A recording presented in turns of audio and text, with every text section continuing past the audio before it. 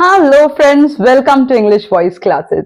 आप सभी का इंग्लिश वॉइस क्लासेस में बहुत बहुत स्वागत है।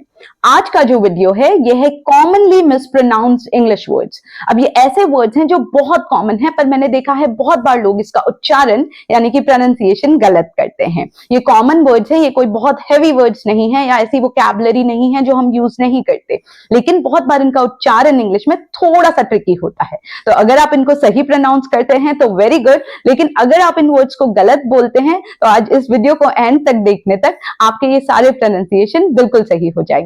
तो वीडियो को पूरा देखिएगा ताकि आपको पता लग जाए कहीं इन कॉमन वर्ड्स को आप भी तो मिसप्रोनाउंस नहीं कर रहे। चलिए वीडियो को स्टार्ट करते हैं। ALMOND, अगर आप इसको आलमंड बोलते हैं तो ये गलत प्रोनाउंसिएशन है। इसका सही प्रोनाउंसिएशन होता है आमंड्स। याद रखिए, भले ही स्पेलिंग में एल आता है लेकिन इसके उच्चारण में, प्रोनाउंसिएशन में एल साइलेंट होता है। तो अगली बार अगर आपको बादाम को इंग्लिश में बोलना हो तो आप बोलेंगे आमंड्स, ना कि एलमंड। एग्जाम्पल, मैं बालों में बादाम का तेल लगाती हूं तो आप कहेंगे I apply almond oil on my hair. बढ़ते हैं अगले वर्ड की तरफ, MONK। अगर आप इसे मॉन्क बोलते हैं तो ये गलत है, क्योंकि इसका सही प्रोनाउंसिएशन होता है मंक। मंक होते हैं बुद्धिस्ट साधु। आप अगर बुद्धिस्ट मोनेस्ट्रीज में जाएंगे, नॉर्मली बुद्धिस्ट रिलीजन से इसे रिलेट किया जाता है, जो बुद्धिस्ट साधु होते हैं उन्हें हम मंक कहते हैं, ना कि मॉन्क। एक बहुत पॉपुलर बुक है the monk who sold his Ferrari. ये बहुत बढ़िया बुक है, हो सकता है आपने इसके बारे में सुना या पढ़ा भी हो। अब इसको बहुत बार लोग गलत प्रोनाउंस करते हैं क्योंकि वो MONK को मॉन्क बोलते हैं, वो बोल देते हैं the monk who sold his Ferrari. Actual में इस बुक का नाम है the monk who sold his Ferrari. तो प्लीज अगर मौका मिले इस बुक को जरूर पढ़िएगा। चलिए बढ़ते हैं अगले वर्ड की तरफ। अगला वर्ड है DENGUE। अब आपको ये बड़ा सिंपल लग रहा होगा, बहुत से लोग इसे डेंगू कहते हैं, जबकि इसका करेक्ट प्रोनाउंसिएशन होता है डेंगी। यस, शॉकिंग जी। अगर आप भी इस बीमारी को, जो मच्छर के काटने से होती है, इसे डेंगू कहते हैं तो याद रखिए इसका करेक्ट इंग्लिश प्रोनाउंसिएशन होता है डेंगी। अगर कोई इस बीमारी से पीड़ित है तो आप कहेंगे he is suffering from dinghy, तो डेंगू नहीं, डेंगी। ASTHMA। अब ये एक बीमारी है जिसे बहुत सारे लोग एस्थमा कहते हैं, जबकि इसका करेक्ट प्रोनाउंसिएशन होता है आस्मा। जी, इसको एस्थमा नहीं आस्मा कहते हैं। आपने सुना होगा जिसमें लोग सांस नहीं ले पाते तो बहुत से लोग कह देते कि उसे एस्थमा है, जबकि इसका करेक्ट प्रोनाउंसिएशन है एस्मा। तो अगली बार जब आप किसी को रेफर करें जिसको ये बीमारी है, आप कह सकते हैं you can use inhaler in case you are suffering from asthma. याद रखिए, एस्मा ना कि एस्थमा। अगला वर्ड है COCOA। इसको बहुत से लोग कोकोआ बोलते हैं, जबकि इसका सही प्रोनाउंसिएशन होता है कोको। याद रखिए, लास्ट में ए की वजह से लोग इसे कोकोआ कर देते हैं, जबकि इसको कहना चाहिए कोको। अब ये वो एक पाउडर होता है जो कॉफी में या केक्स बनाते समय यूज होता है, आपने देखा होगा, है ना, कोको फ्लेवर, पर स्पेलिंग में ए आता है इसलिए बहुत से लोग इसे कोकोआ कह देते हैं। एग्जाम्पल के लिए, she uses cocoa powder to make delicious cakes. तो याद रखिए, कोको पाउडर ना कि कोकोआ पाउडर। अगला वर्ड है COUPON। अगर आप इसको कूपन कहते हैं तो ये गलत है। इसका सही प्रोनाउंसिएशन जो थोड़ा सा वियर्ड होता है, और मैं सच बताऊं तो मैं भी बहुत यूज्ड टू नहीं हूं क्योंकि मैं खुद कूपन कहती थी। इसका सही प्रोनाउंसिएशन होता है कूपन, कूपन। याद रखिए, कूपन नहीं, कूपन।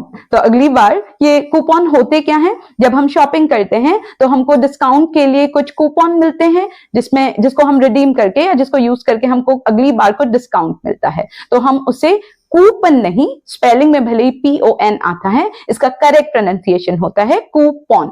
तो अगली बार आप बोलेंगे can I please get a coupon, ना कि कूपन। नेक्स्ट वर्ड है RECEIPT। अगर आप इसको रिसिप्ट कहते हैं तो ये गलत है, क्योंकि इसका करेक्ट प्रोनाउंसिएशन है रसीद। ध्यान से सुनिएगा, बस आपको र बोलना है और सीट बोलना है, रसीद। ठीक है, रसीद ना कि रिसिप्ट, क्योंकि इसमें P आता है, C आता है, तो बहुत बार हम इसे रिसिप्ट कह देते हैं और ये इंग्लिश जैसा साउंड करता है, जबकि ये बड़ा हिंदी सा प्रोनाउंसिएशन होता है। इसका सही उच्चारण है रसीद। रसीद होती क्या है, आप फीस पे करते हैं तो एक कागज का टुकड़ा मिलता है जिसमें लिखा होता है कि आपने ये फीस पे की है, या जिसको हम बिल कहते हैं। एक कागज के टुकड़े में लिखा होता है कि आपने इतना अमाउंट पे करना है या किया है, तो इसे आप रिसीप्ट नहीं बोलेंगे, आप इसको रसीद बोलेंगे। एग्जाम्पल के लिए, मान लीजिए आपने फीस पे की और आपको अभी तक वो चीज नहीं मिली है जो प्रमाण देगी कि आपने फीस पे कर दी है, तो आप बोलेंगे आई डिडंट रिसीव या आई डिडंट गेट माई रसीद। ध्यान रखिएगा, रिसिप्ट नहीं, रसीद। बढ़ते हैं अगले वर्ड की तरफ। अगला वर्ड है SOUR, जिसका मतलब होता है खट्टा। अब इसको कुछ लोग सौर कहते हैं, कुछ लोग सार कहते हैं, पर इसका करेक्ट प्रोनाउंसिएशन होता है सावर। जी, आजकल हम इसे सार या सौर नहीं कहते, खट्टे को हम इंग्लिश में बोलते हैं सावर। तो आप याद रखेंगे, अगर आपको बोलना है कोई चीज खट्टी है तो वो सावर है, याद रहेगा, सावर, स्वीट एंड सावर। एग्जाम्पल लेते हैं, मान लीजिए मुझे खट्टी चीजें उतनी पसंद नहीं है जितनी मीठी, तो मैं कहूंगी I don't like sour as much as sweet. Clear? Next word जिसके साथ बड़ी नाइंसाफी हुई है वो है BEAR, भालू, जिसे लोग बियर कहते हैं। प्लीज इसे बियर मत कहिए, ये बेर होता है। BEAR यानी कि भालू, बेर होता है, बियर नहीं। बहुत से लोग भालू को बियर कह देते हैं, इसीलिए वो कहते हैं टेडी बियर। याद रखिए, टेडी बेर होता है। तो अगली बार आप बाजार में जाएं तो ये ना बोले आई लव टेडी बियर, आप कहेंगे आई लव टेडी बेर, पांडा बेर। तो BEAR बियर नहीं, बेर होता है। अगले वर्ड की तरफ बढ़ते हैं जो है TOMB। अब स्पेलिंग पे जाएं तो आप इसको टॉम कहते होंगे, है ना, TOMB, टॉम, पर इसका सही प्रोनाउंसिएशन होता है टूम, है ना, शॉकिंग। जी, टॉम होता क्या है, मकबरा, कोई भी जगह जिसके अंदर किसी को दफनाया गया हो और उसके ऊपर एक इमारत बनी हो, तो उसे हम टॉम नहीं टूम कहेंगे। TOOM प्रोनाउंसिएशन में ये ऐसे प्रोनाउंस किया जाता है। तो अगली बार जब आपको बोलना हो कि यार ये हुमायूं का टॉम नहीं है, इट्स हुमायूंस टूम, याद रहेगा, TOMB, टॉम नहीं टूम होता है। WOMEN यानी कि औरत या महिला। अब अगर आप इसको वुमेन कहते हैं तो ये बिल्कुल गलत है, क्योंकि इसका सही प्रोनाउंसिएशन होता है विमेन। जी, आप वो नहीं बोलेंगे, आप वी बोलेंगे। तो ये वुमेन नहीं है, ये विमेन है। अगली बार जब आपको किसी को विश करना हो, हैप्पी विमेन्स डे बोले, ना कि हैप्पी वुमेन डे। विमेन ना कि वुमेन, ठीक है। चलिए बढ़ते हैं नेक्स्ट वर्ड की तरफ, BOWL, कटोरा। अब अगर आप इसको बाउल कहते हैं तो आई एम सॉरी, ये गलत प्रोनाउंसिएशन है। इसका करेक्ट प्रोनाउंसिएशन होता है बॉल। अब कंफ्यूज मत होइएगा, ऑफ कोर्स आप टेबल में बैठ के अगर किसी को बोलेंगे could you please pass me the ball, वो फुटबॉल या क्रिकेट की बॉल आपको नहीं देगा, वो जो कटोरी सामने रखी होगी आपको वो मिल जाएगी। तो BOWL बाउल नहीं होता, बॉल होता है। चलिए बढ़ते हैं अगले वर्ड की तरफ जो है WEDNESDAY। बिल्कुल सही, ये ट्यूसडे के बाद आने वाला वर्ड है।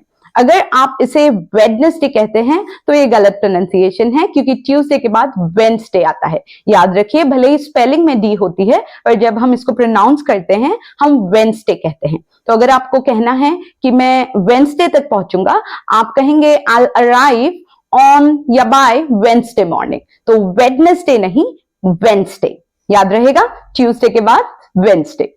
अगला वर्ड है VIOLENCE, यानी कि हिंसा। अब देखिए इसमें क्योंकि VIO है, बहुत से लोग इसे वॉयलेंस बोलते हैं, जो कि गलत प्रोनाउंसिएशन है। इसका सही उच्चारण, सही प्रोनाउंसिएशन होता है वायलेंस, वाई वाला, क्यों वाला वाई, तो आप इसको कहेंगे वायलेंस ना कि वॉयलेंस।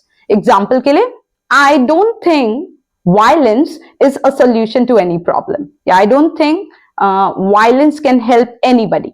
हिंसा के खिलाफ हैं आप, तो violence ना कि violence, याद रहेगा।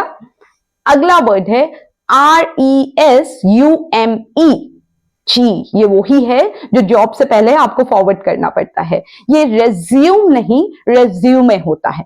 स्पेलिंग जो भी हो, इसके प्रोनाउंसिएशन में आपको रेज्यूमे बोलना पड़ेगा, भले ही लास्ट में MAY ना हो। तो जॉब के लिए आप क्या भेजते हैं? आप रेज्यूमे भेजते हैं, आप रेज्यूमे फॉरवर्ड करते हैं, ना कि रिज्यूम। बहुत से लोग इसको आज भी रिज्यूम कहते हैं या रेज्यूम कहते हैं। आप इसको सही तरीके से प्रोनाउंस करेंगे और बोलेंगे रेज्यूमे, ना कि resume. So can you please check my resume? क्या आप प्लीज मेरा रिज्यूमे चेक कर सकते हैं, ना कि रिज्यूम। हमारा आज का लास्ट और फाइनल मिसप्रोनाउंस वर्ड है PRONUNCIATION। जी हाँ, उच्चारण यानी कि प्रोनाउंसिएशन। अब बहुत बार लोग इस वर्ड की भी बैंड बजा देते हैं और इसको प्रोनाउंसिएशन कहते हैं। इसको हम आजकल प्रोनाउंसिएशन कहते हैं।